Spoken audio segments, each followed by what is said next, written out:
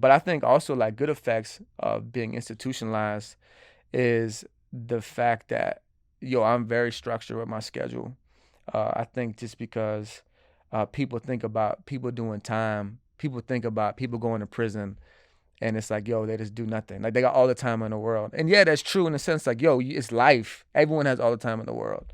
But they think because you're in prison with no responsibilities, that you don't have to pay bills, that there's like absolutely nothing to do with your time. And that's true to a degree. But when you're doing years in prison, you don't want to just lay around on your rack all day. You know what I mean? Your time's gonna drag. The first thing a convict's gonna tell you when you go to prison, the OGs always give the jitterbugs game about, how to navigate through that prison bit. And one of the first biggest nuggets of truth OG's gonna drop on you, man, is bro, stay busy, man. Get a schedule.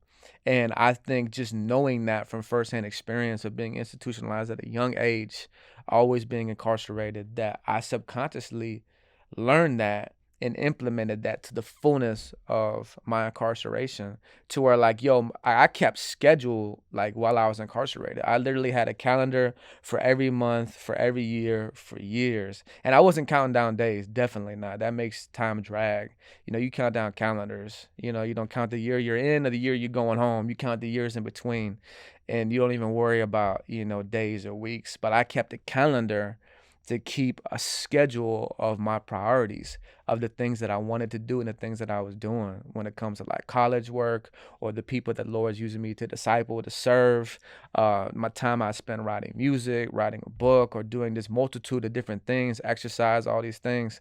So with the amount of time and the lack of responsibility that I had, it taught me how to micromanage my time. And of course, the police micromanage your time anyway when it comes to child, when it comes to when you go to rec and everything you do.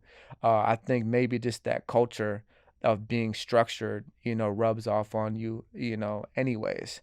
So I think that's a huge benefit for me now being released of being institutionalized, is the fact that I'm structured. You know what I mean? On my iPhone, you go to my, Apple Calendar, and the first thing I do every Sunday, my month is already scheduled, but the first thing I do every Sunday is I schedule my week. And I make sure it's very rigid because I want to be productive. And I think that's a big part of my personality. But I mean, then again, too, when I was young, yeah, I think I was more chaotic. I was all over the place. But I think because of spending so much time in prison and being institutionalized, that structure, rigid, perspective and paradigm of life was kind of like, forced upon me. But actually, I took it and I used it for my benefit to make me more productive.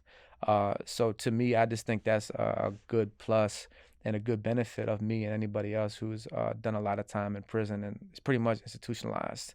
So this makes you think of a story too, with going back to whenever I was fantasizing about prison. I remember when I first began to notice that when I first came home, like I try to be very intentional about being like self-aware in my thought process and my emotions and how I'm feeling and why I'm feeling about certain situations. And when I began to be aware, and it would always happen when I was tired. Like I wake up in the morning, I got to go to work. This back whenever I was working.